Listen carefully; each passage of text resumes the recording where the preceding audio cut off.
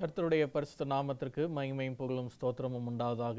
இந்த நல்ல நேரத்திலுமாக தேவனாகிய கர்த்தருடைய கிருபையும் அவருடைய வழிநடத்துதலையும் நாம் நினைத்து பார்ப்போம்.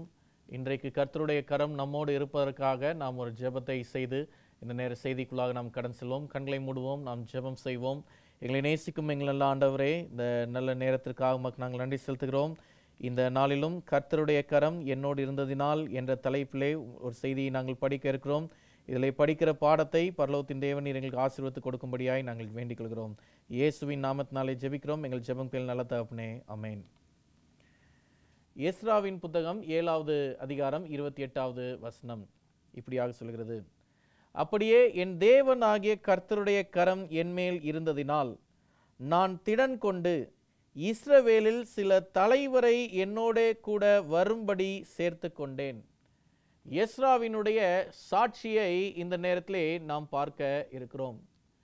இந்த எஸ்ரா யார் என்று சொல்லி நாம் பார்க்கும்போது, இவர் ஒரு வேத பாரகர், வேத வார்த்தைகளில் தேறினவனானவன், நல்ல ஞானம் படைத்தவன் தான் இந்த எஸ்ரா என்று சொல்லி நாம் பார்க்கிறோம்.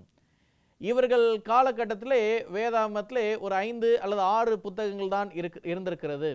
மோசே எழுதின 5ஆகமும் யோபின் புத்தகமும் ஆக 6 புத்தகங்கள் தான் இருந்திருக்கிறது. இந்த 6 புத்தகங்களிலும் தேறின ஞானமுடையவன் தான் இந்த எஸ்ரா என்று சொல்லி நாம் பார்க்கிறோம். இந்த எஸ்ரா வாழ்ந்த காலத்திலே தேவனுடைய திட்டங்களை நிறைவேற்றக்கூடிய ஒரு ஊழியனாக, தேவனுடைய திட்டங்களுக்கு தன்னை ஒப்பு கொடுத்தின ஒரு மனிதனாக வாழ்ந்த எஸ்ராவாக இவரை பார்க்கிறோம்.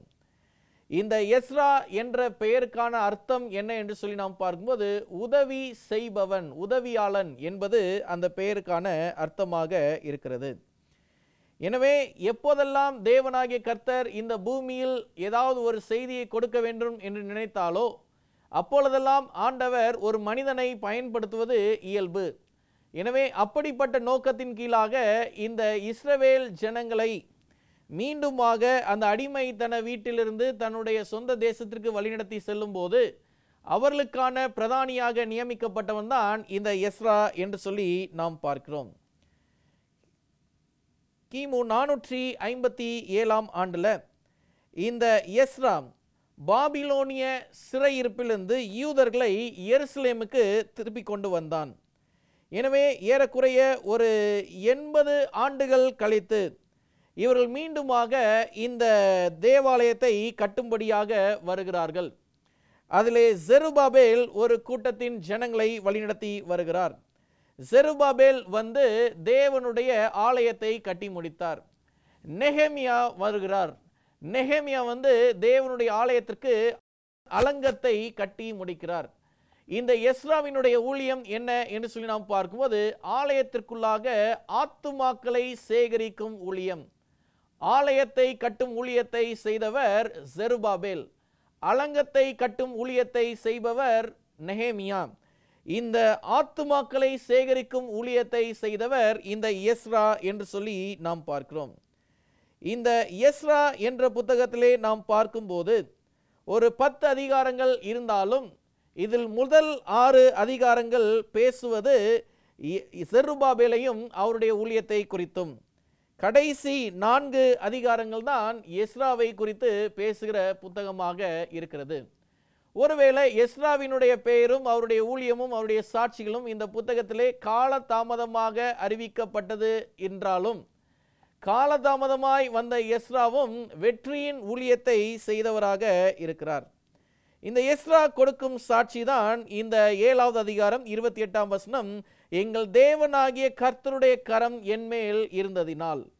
எனவே தேவனாகிய கர்த்தருடைய கரம் எஸ்ரா மேலே இருந்ததினாலே இஸ்ரவேலின் தேசத்தினுடைய சில தலைவரையும் தன் பக்கமாக வரும்படியாக சேர்த்து கொண்டான் எஸ்ரா என்று சொல்லி நாம் பார்க்கிறோம். சரி, எப்படி தேவனுடைய கரம் இந்த எஸ்ரா மேலே இருந்தது?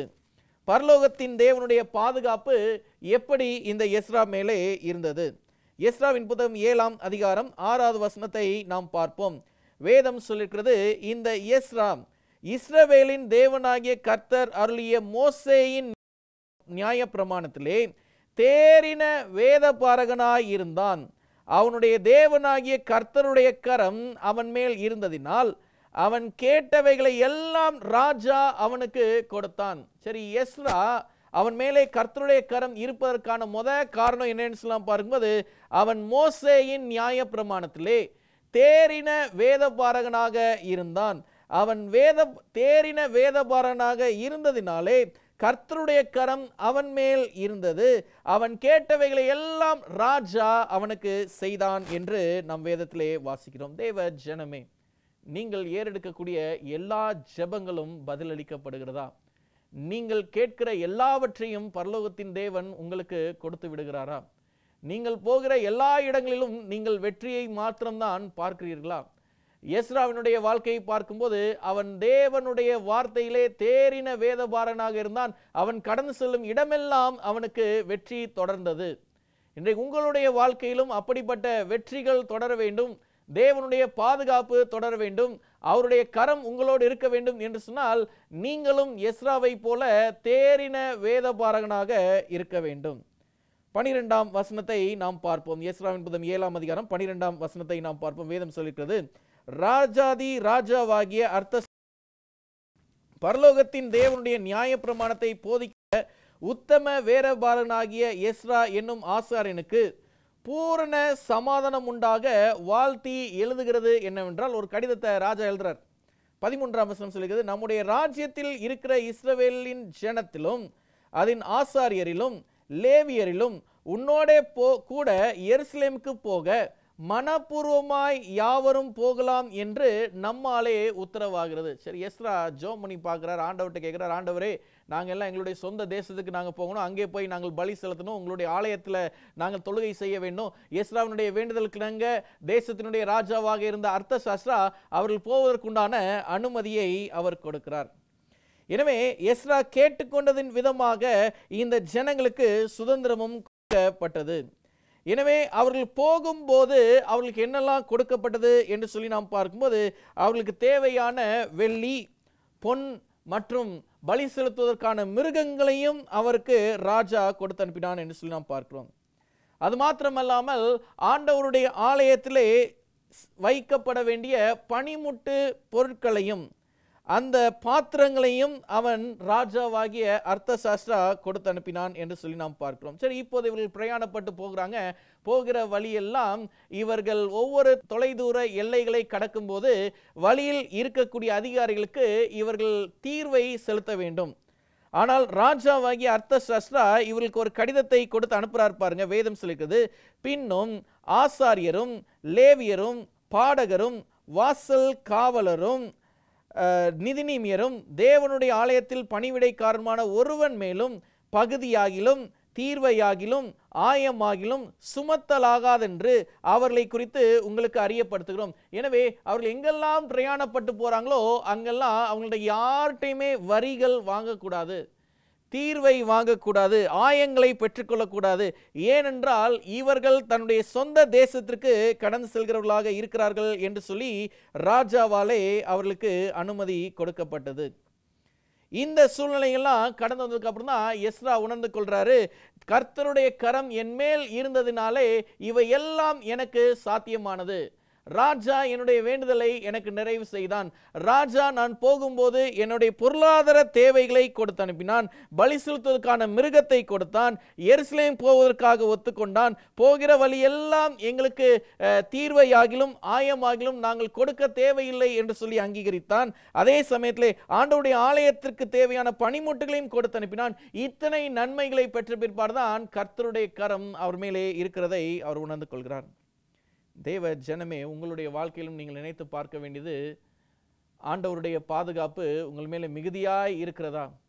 இன்றைக்கு நீங்களும் நானும் இன்றைக்கு எழுந்து நாம் சுவாசிக்கக்கூடிய அளவுக்கு நாம் பலம் உள்ளவர்களாக நாம் இருந்தோம் என்று சொன்னால் ஆண்டவர் உடைய கரம் உங்கள் மேலும் என் மேலும் இருக்கிறது. அடிமைகளாக இருந்தவர்கள் எருசலேமை நோக்கி போனார்கள். இன்றைக்கு நீங்களும் நானும் இந்த உலகத்தில் அடிமைகள் அல்ல. இந்த உலகத்திலே நாம் வாழ வேண்டிய தேவனால் தெரிந்து கொள்ளப்பட்ட ஜனக்கூட்டமாக நாம் இருக்கிறோம். எனவே இப்படிப்பட்ட வாழ்நாட்களிலும் பரலோகத்தின் தேவனுடைய ஒத்தாசை உங்களிடத்திலும் என்னிடத்திலும் இருப்பதற்கு ஏதுவாக இன்றைக்கு இந்த எஸ்ராவினுடைய அனுபவம் நமக்கு கற்றுக் கொடுக்கக்கூடிய பாடம் என்ன என்று சொல்லி நாம் பார்க்கும்போது, கர்த்தருடைய கரம் என் மேல இருக்கணும், அப்படியானால் நான் நல்ல வேத பாரகனாக, வேதாகமத்தினுடைய வார்த்தைகளை நன்கு படித்தறிந்தவனாக இருக்க வேண்டும். எஸ்ரா 7வது அதிகாரம் 27வது வசனம் வேதம் சொல்லிருக்கிறது பாருங்க. எருசலேமில் உள்ள கர்த்தருடைய ஆலயத்தை அலங்கரிக்க இப்படிப்பட்ட யோசனையை ராஜாவின் இருதயத்தில் அருளி, ராஜாவுக்கும் அவருடைய மந்திரிமார்களுக்கும் ராஜாவின் கைக்குள்ளான பலத்த எல்லா மகா பிரபுக்களுக்கும் முன்பாக எனக்கு தயவு கிடைக்க பண்ணின எங்கள் பிதாக்களின் தேவனாகிய ஸ்தோத்திரம். எனவே பிதாக்களின் தேவனாகிய கர்த்தருக்கு ஸ்தோத்திரம் என்று சொன்னால், எஸ்ரா எல்லா இடத்துலையும் ஆண்டவருடைய நன்மையை ருசித்திருக்கிறார். தேவ ஜனமே, உங்கள் வாழ்க்கையிலும் என்னுடைய வாழ்க்கையிலும் இன்றைக்கு நம்ம அடிமைகளாக நாம் இருப்போம் என்று சொன்னால், நமக்கான சுதந்திர காலம் வருகிறது. அந்த சுதந்திர காலம் எப்போது வருகிறது என்று சொன்னால் பார்க்கும்போது வேதம் சொல்லுகிறது, சத்தியத்தை அறிவீர்கள், சத்தியம் உங்களை விடுதலையாக்கும், தேவனுடைய வசனமே சத்தியம் என்று சொல்லி அந்த சத்திய வசனங்களை நீங்களும் நானும் உட்கொள்ளும் போதுதான் உங்களுக்கும் எனக்கும் உண்டான சுதந்திர காலம் வருகிறது. அந்த சுதந்திர காலம்தான் நீங்களும் நானும் பெற்றிருக்கிற பாதுகாப்பின் காலம். அந்த சுதந்திர காலத்தில் தான் சாத்தான் நம்மை மேற்கொள்ள முடியாத ஒரு காலமாக இருக்கும். அந்த பாதுகாப்பின் காலத்தில் தான் உங்களுடைய ஜீவன் மாத்திரமல்ல, பரலோகத்திற்கு நீங்கள் செல்வீர்கள் என்பதற்கான நிச்சயத்தையும் பெறுகிறவர்களாக நீங்கள் இருக்கிறீர்கள்.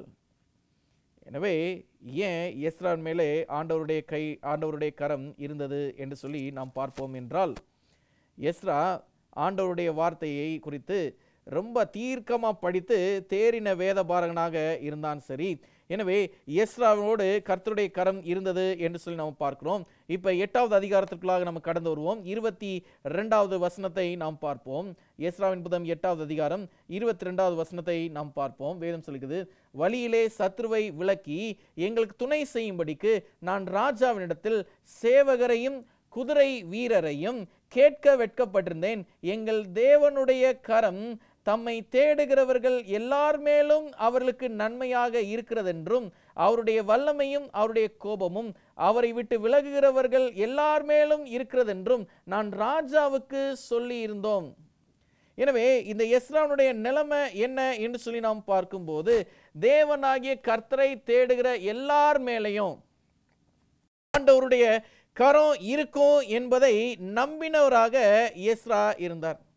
எனவே எஸ்ரா போகும்போது அவருடைய வழி பிரயாணத்தில் அவர் செய்தது இன்னொன்று என்னன்னு சொன்னா பார்க்கும்போது 23ஆம் வசனத்தை பார்க்கிறோம். அப்படியே நாங்கள் உபவாசம் பண்ணி எங்கள் தேவனிடத்திலே அதை தேடினோம், எங்கள் விண்ணப்பத்தை அவர் கேட்டிருந்தார். 2வது காரியம் என்னன்னு சொன்னா பார்க்கும்போது உபவாச ஜெபம். ஆண்டவருடைய வார்த்தையை நல்லா படித்து ஞானத்தில் வைத்திருந்த எஸ்ரா 2வதாக அவருடைய வெற்றியின் ரகசியம் எங்க இருக்குதுன்னு சொன்னா பார்க்கும்போது உபவாச ஜெபத்திலே இருக்கிறது. விசுவாச பிள்ளைகளே, நீங்களும் நானும் கடைசியாக உபவாசித்தது என்று, அந்த உபவாச ஜெபம் எப்படிப்பட்ட ஆசீர்வாதத்தை உங்களுக்கு கொடுத்தது, அல்லது அந்த உபவாச ஜெபம் என்ன நோக்கத்திற்காக உங்களால் ஆசரிக்கப்பட்டது? ஆனால் இந்த எஸ்ராவை பார்க்கும்போது இந்த உபவாச ஜெபத்தினாலே அவருடைய விண்ணப்பங்கள் எல்லாம் தேவனால் கேட்கப்பட்டது. இன்றைக்கு உங்களுடைய வாழ்க்கையிலும் உங்களுடைய விண்ணப்பங்கள் எல்லாம் கேட்கப்படுவதற்கு இந்த உபவாச ஜெபத்தை நம்முடைய வாழ்க்கையிலே நாம் அனுபவிக்கிறவர்களாக இருக்க வேண்டும். எஸ்ரா உபவாச ஜெபத்தினாலே கடன் செல்கிறவனாக இருந்தார். 8வது அதிகாரம் 31வது வசனத்தை நாம் பார்ப்போம். வேதம் சொல்லுகிறது, நாங்கள் எருசலேமுக்கு போக 1ஆம் மாதம் 12ஆம் தேதியிலே அகாவா நதியை விட்டு பயணம் புறப்பட்டோம். எங்கள் தேவனுடைய கரம் எங்கள் மேல் இருந்து வழியிலே சத்ருவின் கைக்கும் பதிவிருக்கிறவர்களின் கைக்கும் எங்களை தப்புவித்தது. எஸ்ரா இந்த இடத்துல வெளிப்படுத்தக்கூடிய 3வது காரியம் என்னன்னு சொல்லலாம் பார்க்கும்போது அவருடைய விசுவாசம். அப்ப எஸ்ராவினுடைய வாழ்க்கையிலே பார்க்கும்போது 3 விதமான வெற்றி படிகள். 1வது வெற்றிப்படி என்னன்னு சொல்லலாம் பார்க்கும்போது அவர் தேறின வேத பாரகனாக இருந்தாரு. 2வது நல்ல ஊக்கமாக உபவாச ஜெபம் செய்கிறவனாக இருந்தாரு. 3வதாக பார்க்கும்போது எல்லாத்துலேயும் கர்த்தருக்குள்ளாக முழு மனதாக விசுவாசிக்கிறவராக இருந்தார். தேவ ஜனமே, உங்கள் வாழ்க்கையிலே நீங்கள் கேட்டுக்கொள்ளக்கூடிய எல்லா காரியமும் நடப்பதற்கு இந்த எஸ்ராவினுடைய வாழ்க்கையிலிருந்து நாம் இன்றைக்கு சில பாடங்களை நாம் படித்து கொண்டிருக்கிறோம். யாக்கோபின் புத்தகம் 2வது அதிகாரம் 17ஆம் 18ஆம் வசனத்தை நாம் வேதத்திலிருந்து நாம் பார்ப்போம். யாக்கோபு 2வது அதிகாரம் 17ஆம் வசனத்தை நாம் பார்ப்போம். அப்படியே விசுவாசமும் கிரியைகள் இல்லாதிருந்தால் தன்னிலே தானே செத்ததாய் இருக்கும் என்று நாம் பரிசுத்த வேதத்திலே நாம் வாசிக்கிறோம். எனவே கிரியைகள் இல்லாத விசுவாசம் செத்த விசுவாசமாக இருக்கிறது. அப்படி என்றால் இந்த எஸ்ராவினுடைய விசுவாசம் கிரியைகள் கொண்ட விசுவாசமாக இருக்கிறது. எனவே கிறிஸ்துவினிடத்திலே உறுதியாய் இருக்கக்கூடிய இந்த விசுவாசத்தினாலே அன்பினால் கிரியை செய்கிற விசுவாசமே உதவும் என்ற வசனத்தின் அடிப்படையிலே இந்த எஸ்ராவினுடைய வாழ்க்கை இஸ்ரவேல் ஜனங்களுக்கு ஒரு வெற்றியை தேடி கொடுத்த ஒரு வாழ்க்கையாக இருக்கிறது. இன்றைக்கு நம்மளுடைய விசுவாச பிள்ளைகளுடைய குடும்பங்களுக்கெல்லாம் யார் வேணும் என்று சொல்லலாம் பார்க்கும்போது ஆண்டவர் வேணும். ஆண்டவருக்கு முன்னாடி யார் வேணும் என்று சொல்லலாம் பார்க்கும்போது ஒரு எஸ்ரா வேணும். ஒரு எஸ்ரா உங்களுடைய குடும்பத்தில் எழும்புவார் என்று சொன்னால் அந்த எஸ்ராவை போல், அந்த எஸ்ரா எப்படி இஸ்ரவேல் ஜனங்களுக்கு ஒரு வெற்றியை தேடி கொடுத்தாரோ அது போல ஒவ்வொரு குடும்பங்களுக்கும் ஒரு வெற்றி ஒன்று கிடைக்கிறதாக இருக்கும். எஸ்ராவின் புத்தகம் 9ஆம் அதிகாரம் முதல் 2 வசனங்களை நாம் பார்ப்போம். வேதம் சொல்லிக்கிறது, இவைகள் செய்து முடிந்த பின்பு பிரபுக்கள் என்னிடத்தில் சேர்ந்து இஸ்ரவேல் ஜனங்களும் ஆசாரியரும் லேவியரும் ஆகிய இவர்கள் கானானியர், ஏத்தியர், பெரிசியர், எபூசியர், அம்மோனியர், மோவாபியர், எகிப்தியர், அமோரியர் என்று இந்த தேசங்களின் ஜனங்களுக்கும் இவர்களுடைய அருவருப்புகளுக்கும் விலகி இருக்கவில்லை என்று சொல்லி நாம் பார்க்கிறோம். எனவே இஸ்ரவேல் ஜனங்களை சில காலங்களுக்கு முன்பதாக இந்த எஸ்ரா வந்து சில கஷ்டமான நேரங்களை சந்திப்பதற்கு கூட, எதிர்கொள்வதற்கு கூட ஆயத்தமாக இருந்தார் என்று சொல்லி நாம் பார்க்கிறோம். ஏனென்றால் இந்த இஸ்ரவேலர்கள் அவர்கள் செய்த தவறின் நிமித்தமாகவே பலதரப்பட்ட இன்னல்களை சந்தித்தவர்களாக இருந்தார்கள்.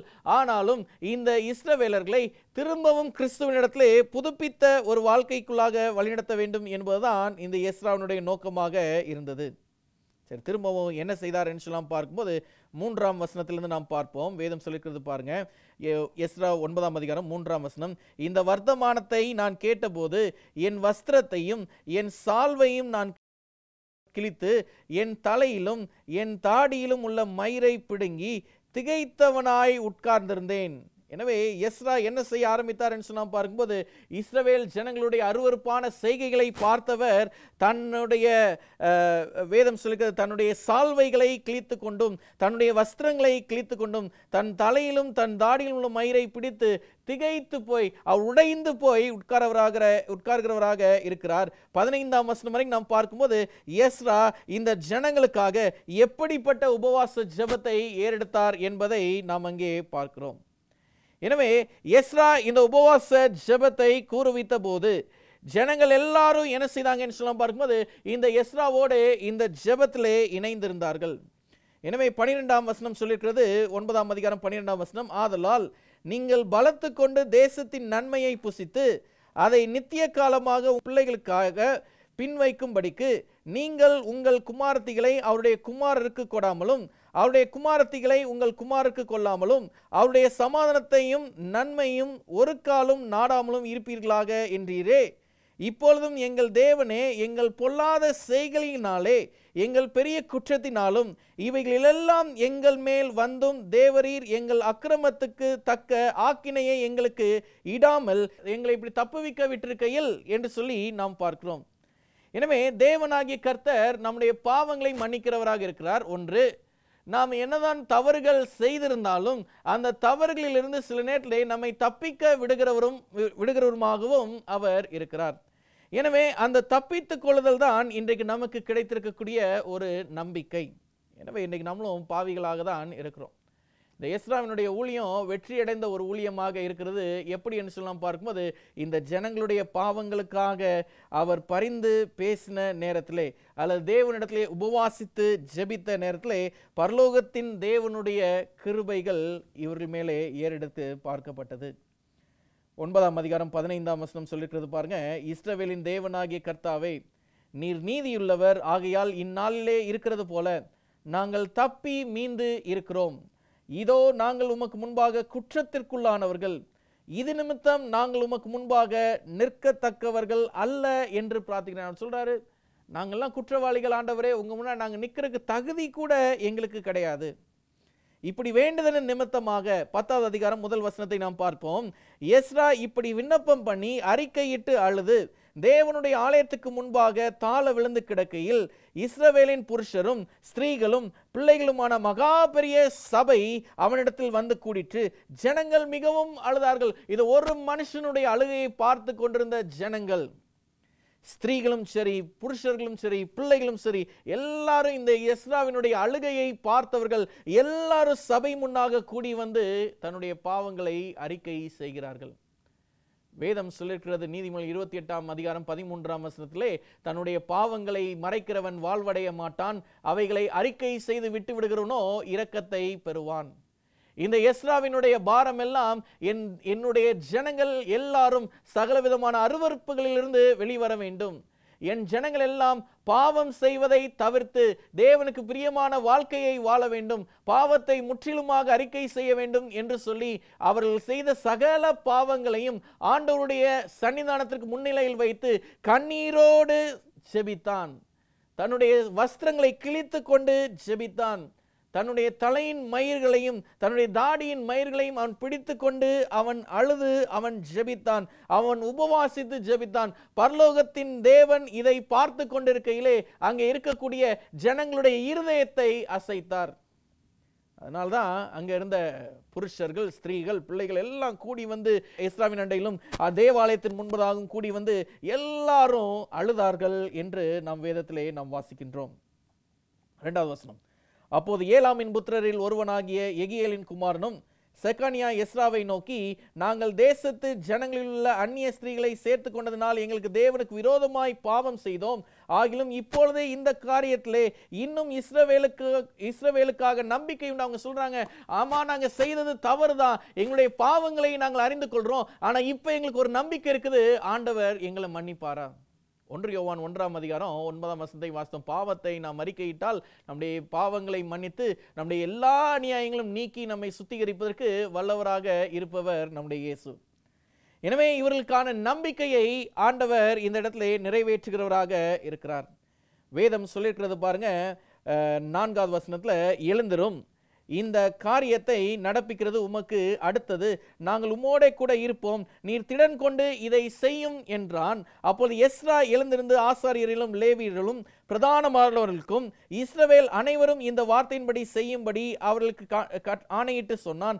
அவர்கள் ஆணையிட்டார்கள். அதன் பின்பு எஸ்ரா தேவனுடைய ஆலயத்தில் முன்னிருந்து எழுந்து எலியாசிபின் குமாரனாகிய யோகனானின் அறைக்குள் பிரவேசித்தான். அங்கே வந்தபோது அவன் சிறையிருப்பில் இருந்த வர்த்தவர்களுடைய குற்றத்தின் நிமித்தம் அப்பம் புசியாமலும் தண்ணீர் குடியாமலும் துக்கித்து கொண்டிருந்தான். 7வது வசனம். அப்பொழுது சிறையில் இருந்து வந்தவர்கள் எல்லாரும் எருசலேமிலே வந்து கூட வேண்டும் என்றும். 8வது வசனம். 3 நாளைக்குள்ளே பிரபுக்கள் மூப்பர்களுடைய ஆலோசனையின்படியே எவனாகிலும் வராதே போனால் அவனுடைய பொருள் எல்லாம் ஜப்தி செய்யப்பட்டு சிறையிலிருந்து வந்த சபைக்கு அவன் புறம்பாக்கப்படுவான் என்று யூதாவிலும் எருசலேமிலும் விளம்பரம் பண்ணினார்கள் என்று பார்க்கிறோம். எனவே எஸ்ராவினுடைய ஜெபத்தின் நிமித்தமாக அவனுடைய வேண்டுதல்கள் எல்லாமே கேட்கப்பட்டுச்சு. எல்லாருடைய மனம் திரும்புதலையும் உற்சாகப்படுத்தினான். எல்லாருமே உற்சாகமாக மனம் திரும்பினார்கள். எல்லாரும் பாவ அறிக்கை செய்தார்கள். தேவனுடைய மேன்மையை எல்லாரும் பெரிதாக பார்த்தார்கள். விசுவாச பிள்ளைகளே, எஸ்ராவின் காலத்தில் ஜனங்கள் மேலே தீமை வராதபடிக்கு கர்த்தர் பாதுகாத்தார். உங்கள் காலங்களிலே, உங்களுடைய நாட்களிலே உங்கள் மேலே தீமை வராதபடிக்கு நீங்கள் தேவனால் பாதுகாக்கப்பட வேண்டும் என்று சொன்னால், இந்த நாளிலும் பரலோகத்தின் தேவன் உங்களுக்கு கிருபையாய் கொடுப்பது என்னன்னு சொன்னால் பாரும்போது, எஸ்ராவை போல நீங்கள் வேதபாரர்களாக இருங்கள். எஸ்ராவை போல நீங்கள் உபவாசித்து நீங்கள் ஜெபியுங்கள். எஸ்ராவை போல நீங்கள் கஷ்டங்களை நீங்கள் மேற்கொண்டு இருங்கள். கர்த்தருடைய கரத்தை உங்களுடைய வாழ்க்கையிலே பார்ப்பீர்கள். கண்களை மூடுவோம், நாம் ஜெபம் செய்வோம். எங்களை நேசிக்கும் எங்கள் நல்ல ஆண்டவரே, எஸ்ராவின் வாழ்க்கையை சாட்சியாக எங்கள் கொடுத்தவரே, இதோ இந்த நாளிலும் நாங்கள் பெற்றிருக்கிற இந்த சத்தியத்திலே கர்த்தருடைய கரம் எங்கள் மேல் இருக்கட்டும். இந்த பூமியினுடைய சகல ஜனங்களையும் எங்கள் பக்கமாக நாங்கள் இழுத்துக்கொள்வோம். தேவனே, இந்த செய்தியை கேட்டு ஒவ்வொருவரையும் நீர் எஸ்ராவாக மாற்றியறலும். இயேசுவின் நாமத்தினால் ஜெபிக்கிறோம் எங்கள் ஜெபத்தில் நல்ல தகப்பனே.